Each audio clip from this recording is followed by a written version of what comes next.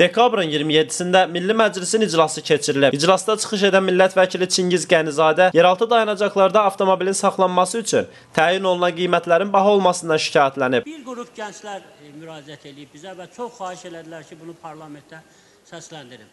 Şəhərdə tıxac probleminin həllini, yəni məsələsini həll etmək üçün yeraltı dayanacaqlar tikilib və çox gözəldir, alqışlayırıq.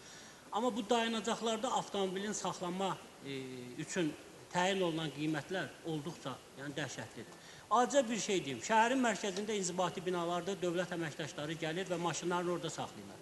6 saatdan yuxarı maşının orada saxlanması üçün deməli 6 manat pul ödənilməlidir. Deyirlər biz şənbə bazarı çıxdıqdan sonra, əslində bugün dövlət qurumlarında şənbə gündə insanları işə cəlb edirlər.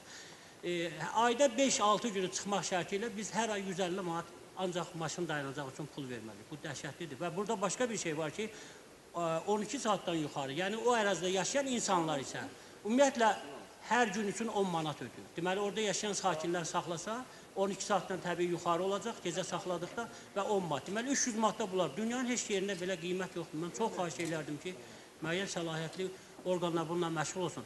Dövlətin siyasətidir və bu iqtisadi siyasətdir. Bir dayanacaqlar açıldı, tikildi, istifadəyə verildi, amma kimsə burada pul qazanacaqsa və insanları soyacaqsa buna yol vermək olmaz.